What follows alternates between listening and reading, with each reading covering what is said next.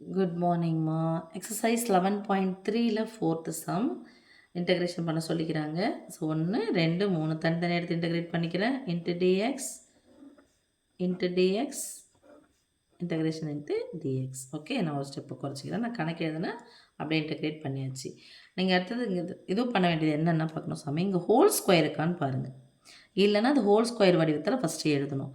அப்போ integration 8/1 minus 4x the whole square into dx இது இருக்கு விட்டுடலாம்.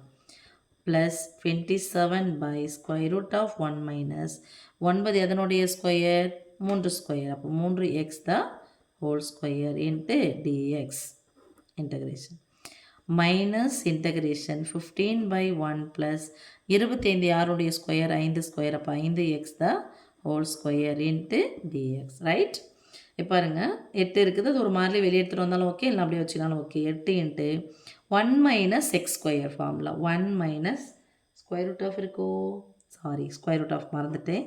Square root of 1 by square root of 1 minus x square என்னுடைய formula என்னென்னா sine inverse. அப்போ இதுக்கு முன்னாடி எனக்கு 8 இன்ட்டு சைன் இன்வர்ஸ் ஆஃப் எக்ஸுக்கு பதிலாக என்ன இருக்குது 4x. இப்போ எக்ஸுக்கு முன்னாடி இருக்குது 4 இருக்குது, அப்போ 1/a 1/4. ஓகே சாமி, இன்ட்டு அடுத்தது plus 27 by 1 by square root of 1 minus x square, அதே தான் சைன் இன்வர்ஸ். அப்போ 27 இருக்குது, 27 இன்ட்டு சைன் இன்வர்ஸ் ஆஃப் எக்ஸுக்கு பதிலாக என்ன இருக்குது 3x இருக்குது, எக்ஸுக்கு முன்னாடி என்ன இருக்குது 3 இருக்குது, இன்ட்டு 1/3. இங்கே பாரு சாமி, இது எக்ஸுக்குரியது ஓகேவா. இந்த 3 கேன்சல் பண்ண போகிறீங்க. இது தீட்டா, இது இன்ட்டு வேறு, இது முழு எண்ணு. ஓகே, இது எண் முன்னாடி அதால் தான் போட்டு இது பண்ணணும், பரவாயில்ல. மைனஸ் 15 இன்ட்டு 1/1 ப்ளஸ் எக்ஸ் ஸ்கொயர்னோட இது tan inverse of 5x into இப்போ என்ன போட போகிறோம், எக்ஸுக்கு முன்னாடியாக இருக்கா 5, 1/5. இது என்ன, இது என்ன, 4 5 5 3 5 15. இது தீட்டாவுக்கு உரியது. 1 3 3 9 3 27, 1 நாள் 4 2 நாள் 8.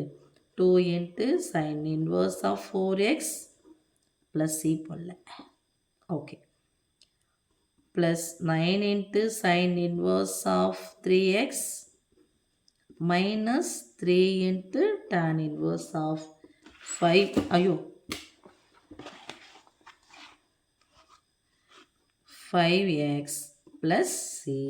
ஓகே சாமி, அப்போ இதோடைய answer 2 into sine inverse of 4x plus 9 into sine inverse of 3x minus 3 into tan inverse of 5x plus c. Right, ஓகேம்மா, தேங்க்யூ. வணக்கம்மா. எக்ஸசைஸ் 11.3ல ஃபிஃப்த்து சம். இது தொகையிட சொல்லிட்டாங்க, எக்ஸை பொறுத்து இன்டகிரேட் பண்ணிக்கலாம், இன்ட்டு டிஎக்ஸ் போட்டுக்கலாம், இன்டகிரேட் பண்ணிக்கலாம், இன்ட்டு டிஎக்ஸ் போட்டுக்கலாம். ஓகே, முன்னாடி இருந்தது கணக்கு, இப்போ இன்டகிரேட் பண்ணி அப்படியே போட்டாச்சு. 6 என்பது மாறிலி. இப்போ 1/1 ப்ளஸ் எக்ஸ் ஸ்கொயர், இது ஃபுல்லாக நான் எக்ஸ் ஸ்கொயர்னு வச்சுக்கிறேன்.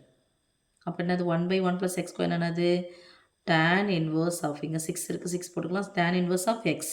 எக்ஸுக்கு பதிலாக யார் இருக்கா 3x ப்ளஸ் 2. ஓகேம்மா, அப்போ tan இன்வர்ஸ் ஆஃப் எக்ஸ், இங்கே 6 இருக்குது 6 போட்டுக்கணும். ஃபார்முலாவில் 1/1 ப்ளஸ் எக்ஸ் ஸ்கொயர்னுடைய formula tan inverse of x. எக்ஸுக்கு பதிலாக இருக்காங்க 3x ப்ளஸ் 2 இருக்காங்க.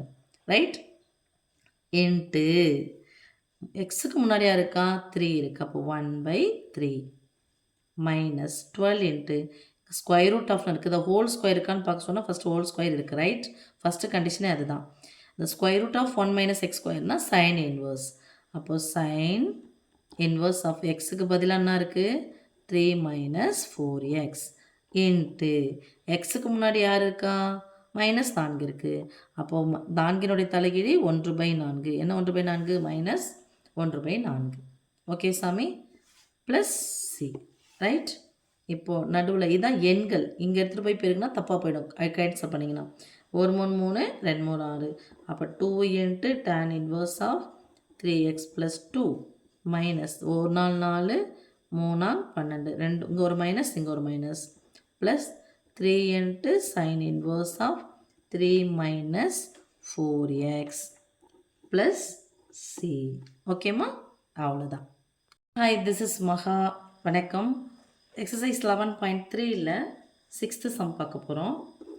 1 by 3 into cos of x by 3 minus 4 plus 7 by 7x plus 9 plus e power of x by 5 plus 3. Integrate பண்ண சொல்லிட்டாங்க. ஸோ இன்டகிரேஷன் போட்டுக்கலாம். இது மாறிலி வெளியே எடுத்துடலாம். ஸோ இன்டகிரேஷன் இங்கே dx போட்டுட்டா இது வெளியே எடுத்தோம்னா இங்கே 1 பைன்னு இருக்கும். பரவாயில்ல இன்ட்டு dx போட்டுக்கலாம். இன்டகிரேஷன் இன்ட்டு dxன்னு போட்டுக்கலாம். இதில் ரொம்ப கவனிக்க வேண்டியது என்னென்னா எக்ஸினுடைய கெழு என்ன. இப்போ எக்ஸுக்கு முன்னாடி 3 இருந்துச்சுன்னா இன்ட்டு 3ன்னு சொல்லிட்டு 3ன்னு சொல்லிடுறோம். அதனால் இது 3/1ன்னு அர்த்தம். இப்போ எக்ஸுக்கு முன்னாடி பை 3 இருக்குது. எக்ஸுக்கு முன்னாடி பையனா எக்ஸினுடைய கீழே எனக்கு பை 3ன்னு இருக்குன்னா அதோடைய கீழுன்னு அர்த்தம் 1/3ன்னு அர்த்தம்.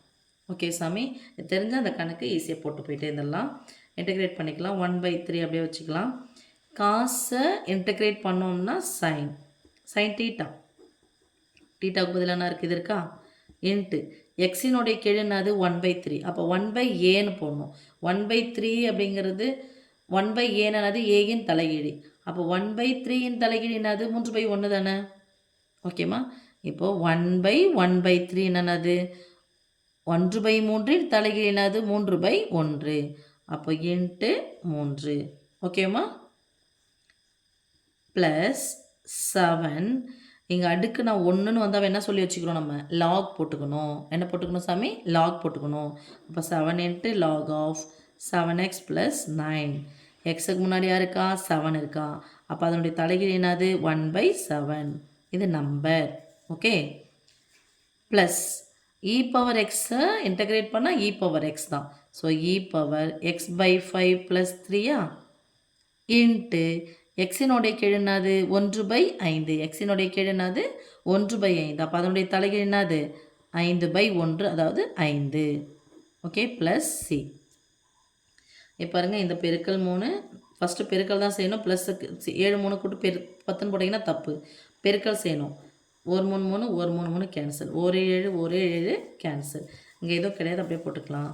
அப்போ sine of x/3 - 4 plus log of 7x + 9 plus 5 into கீழே முன்னாடி எடுத்துகிட்டு வந்தோம்மா 5 into e power x/5 + 3 plus C.